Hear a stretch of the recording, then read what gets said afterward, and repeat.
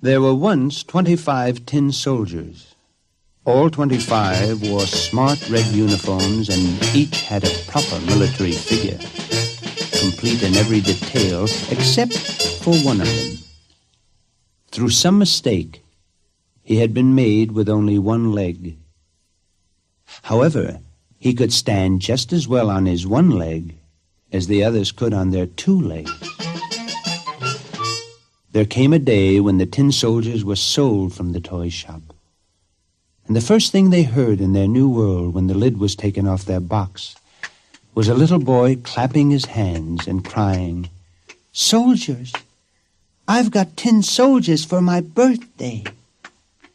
And he lost not a minute in setting them up on the table.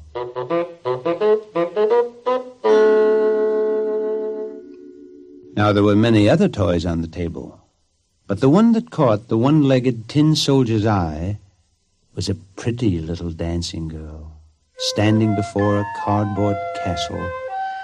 She, too, was cut out of cardboard, and she was dressed in a lovely pink and gold ballet costume. Oh, the little tin soldier was entranced. He thought, I must try and make her acquaintance.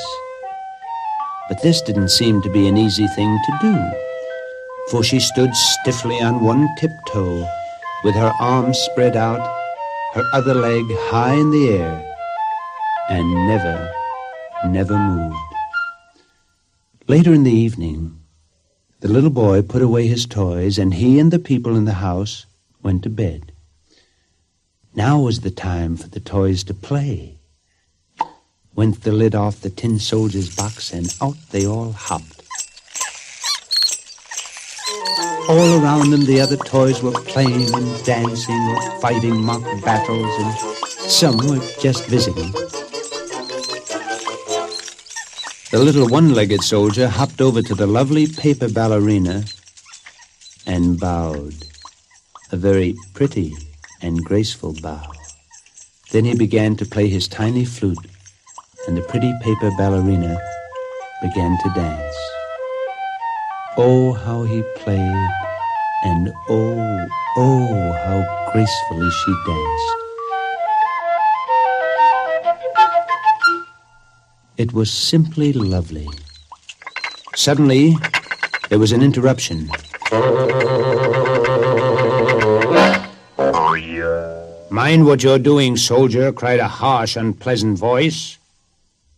Who do you suppose it was? It was the Jack-in-the-Box who had popped up. He, too, was in love with the pretty ballerina, and now he was very, very jealous. But the two lovers paid absolutely no attention to him and went on playing and dancing. And that made him even angrier. Oh, how angry it made that ugly Jack-in-the-Box. "You'll pay dearly for this," he croaked.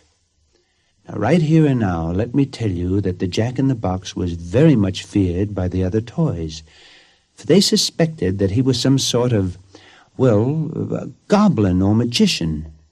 And perhaps that is why so many unfortunate things now began to happen to the little one-legged tin soldier. The very next day, while he was standing on the windowsill where the little boy had put him, a sudden gust of wind blew him over, and out of the window he went. Down he fell and landed on the cobblestones 3 stories below.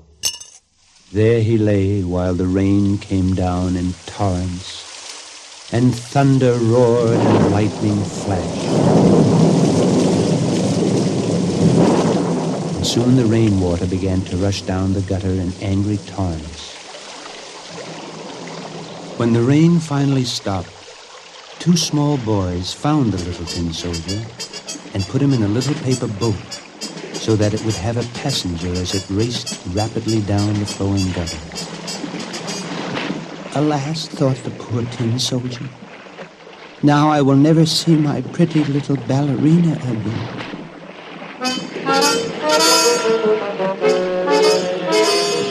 Suddenly, the frail paper boat was swallowed up in a long, dark tunnel. Now the little soldier found himself being whirled rapidly underground in a storm drain. And again, he thought sadly of his little ballerina.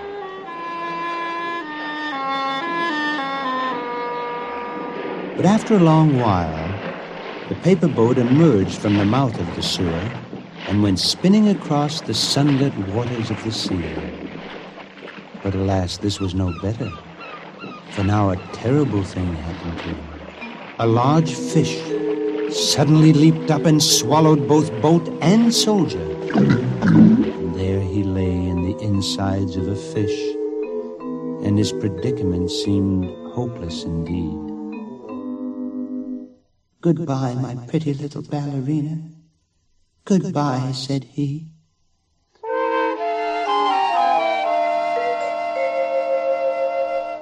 However, this was not to be the end for the tin soldier. After a long, long while in the dark fish's stomach, daylight burst in upon him, and he heard a voice exclaiming, "Just look! Here is the little tin soldier you lost. Here in the belly of this fish I bought at the market this morning." Yes, indeed. Fate is sometimes very strange. But if you think by this that the terrible curse of the evil Jack-in-the-Box was now removed, you are greatly mistaken.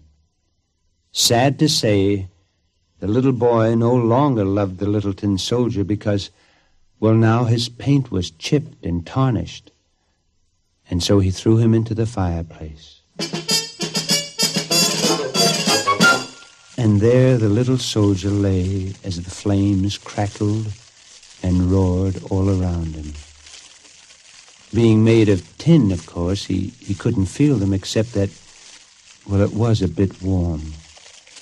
But perhaps some of the warmth came because from where he lay he could see the little ballerina standing quietly, never moving, and never making a sign that her sweetheart was burning up before her very eyes.